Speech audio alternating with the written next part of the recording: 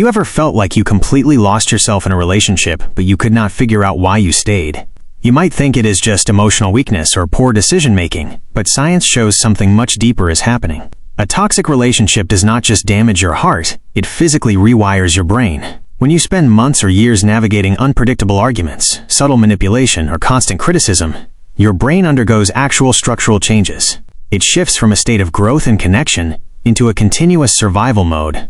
Understanding these neurological shifts is the single most important step toward breaking free and reclaiming your mental control. To understand what happens, we first have to look at the brain's alarm system, the amygdala. The amygdala is a small, almond-shaped structure responsible for detecting threats and triggering your fight, flight, or freeze response. In a healthy environment, your amygdala scans for danger, alerts you when necessary, and calms back down once the situation is safe. In a toxic relationship, safety is never guaranteed. The constant walking on eggshells, unpredictable mood swings, and passive-aggressive behavior keep your amygdala on high alert around the clock. Over time, this unrelenting activation causes the amygdala to become enlarged and hyperactive. Your brain starts treating your partner's tone of voice, a long silence, or a heavy sigh as a threat to your survival.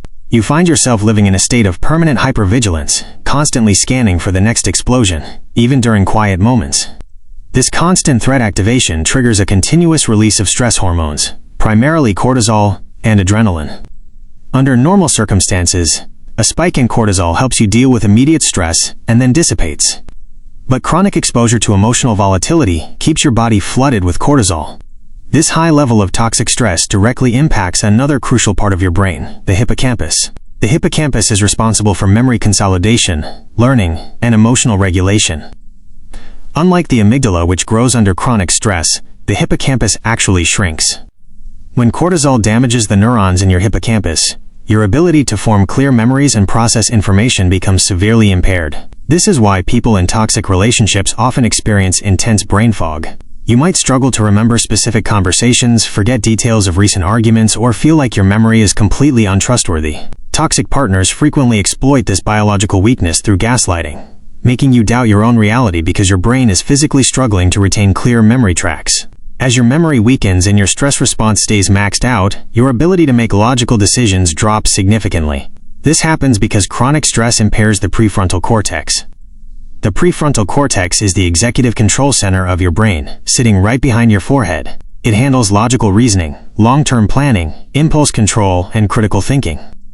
When you are constantly operating out of your emotional survival brain, blood flow and neural activity are pulled away from the prefrontal cortex. This creates a state of logical shutdown.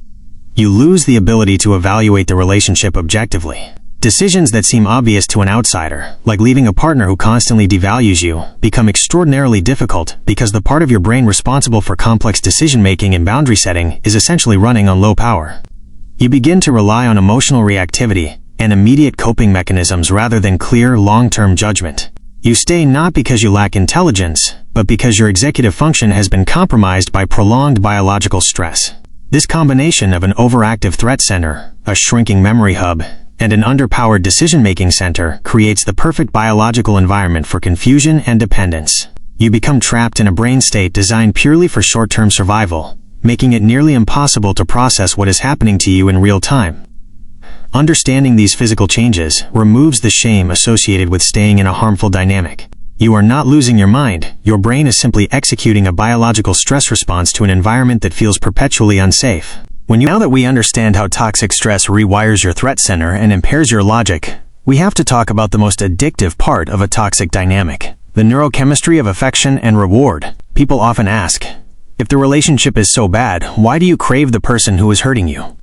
The answer lies in how toxic relationships hijack your brain's dopamine system. Dopamine is the neurotransmitter responsible for pleasure, motivation, and reward-seeking behavior. In a healthy, stable relationship, dopamine is released in consistent, predictable amounts. You feel safe, secure, and steady. But toxic dynamics operate on something entirely different: intermittent reinforcement. Intermittent reinforcement occurs when rewards, such as affection, praise, or warmth, are given unpredictably mixed with coldness, criticism, or cruelty. Behavioral psychology and neuroscience show that unpredictable rewards produce the highest spikes of dopamine possible in the human brain. It is the exact same neurological mechanism that makes gambling so addictive. When your partner suddenly shifts from being distant or hostile to overly affectionate, commonly known as love bombing or breadcrumb attention, your brain experiences a massive surge of dopamine. You feel an intense rush of relief and euphoria. Over time, your brain becomes conditioned to constantly seek that next high of reconciliation, keeping you hooked on the hope that the good times will return. This intense dopamine cycle directly feeds into the creation of a trauma bond. A trauma bond is an unhealthy emotional attachment caused by a repeated cycle of abuse, stress, and intermittent affection. At the center of this bonding mechanism is another powerful hormone, oxytocin.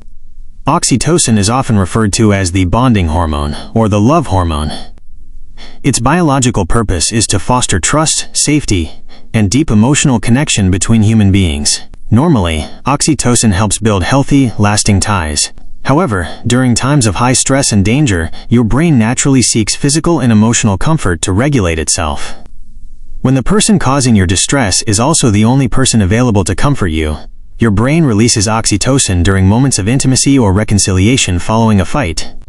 This creates a deeply confusing neurochemical wire crossing. Your brain bonds directly to the source of its pain. The alternating spikes of stress hormones like cortisol paired with sudden hits of oxytocin and dopamine form a chemical attachment that can feel stronger than the bond formed in a calm, healthy relationship. As this cycle repeats, your brain undergoes a physical process called neural pathway strengthening. Think of your brain like a dense forest. Every time you think a certain thought, feel a certain emotion, or repeat a behavior, you walk down a path in that forest. The more you walk down that path, the clearer, wider, and easier to navigate it becomes.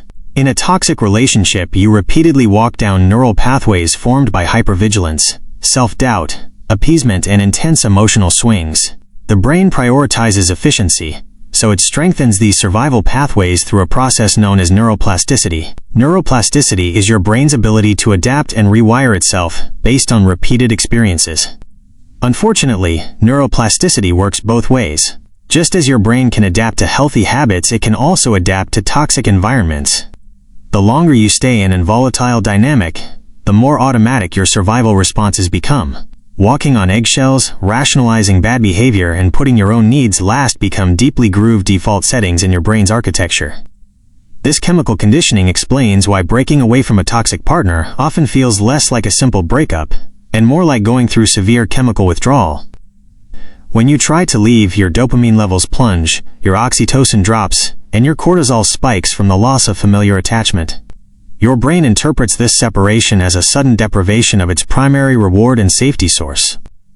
You experience physical restlessness, intense obsession, anxiety, and a powerful urge to break contact boundaries just to make the pain stop. Recognizing that these intense cravings are biological withdrawal rather than evidence that you belong with that person is critical for staying strong. Relationship. We have looked at how a toxic relationship hijacks your neurochemistry, shrinks your memory center, and traps you in a cycle of addiction and withdrawal. But here is the most important truth of all. The exact same mechanism that allowed your brain to be rewired by toxicity is the exact same mechanism that allows your brain to heal. That mechanism is neuroplasticity. Your brain is not permanently broken. It is adaptable, resilient, and fully capable of creating new pathways toward peace, stability, and high self-esteem. Healing from a toxic dynamic is not just an emotional goal. It is a physical process of retraining your brain to recognize safety and quiet its alarm systems. The first step in healing your brain is breaking the neurochemical cycle through strict emotional and physical boundaries. Every time you interact with an abusive or volatile partner, your brain receives a fresh hit of stress hormones and unpredictable dopamine spikes, resetting your recovery clock.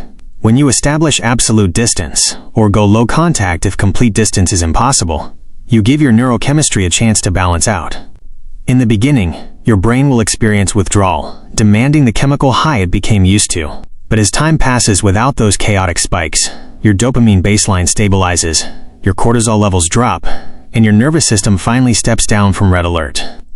To reverse the enlargement and hyperactivity of your amygdala, you must actively train your nervous system to rest. Practices like mindfulness, deep breathwork, and somatic grounding directly stimulate the vagus nerve. The vagus nerve acts as your body's natural brake system, sending signals directly to the brain to turn off the fight or flight response. When you spend just 10 to 15 minutes a day engaging in deep, deliberate breathing or physical grounding, you send clear biological signals to your amygdala that you are safe. Over time, this consistent practice shrinks the hyperactive threat center back down to its normal size, reducing your chronic anxiety and ending the habit of hypervigilance. Next, you have to repair your memory and rebuild your executive functioning by engaging the prefrontal cortex and hippocampus. You can reactivate these damaged areas through deliberate, structured mental exercises. Writing in a daily journal is one of the most effective ways to rebuild neural pathways in the prefrontal cortex. When you write down facts, list what actually happened during your day, or articulate your true feelings, you force your brain to engage in structured logic and objective reasoning. This directly counters the brain fog and self-doubt caused by gaslighting, rebuilding the physical connections in your memory center and restoring your confidence in your own reality. As you calm your threat center and reactivate your logical brain, you must begin the intentional work of building new neural pathways. Remember, pathways in the brain get stronger with repetition. If you spent years walking down pathways of self-criticism, fear, and low self-worth, those tracks are deep. To build new ones, you have to deliberately practice new thoughts and behaviors every single day. Engaging in new hobbies, learning a new skill, spending time with safe and predictable friends, and setting small daily goals all generate healthy, sustainable hits of dopamine. These activities teach your brain that reward comes from safe, constructive sources, not from dramatic emotional cycles.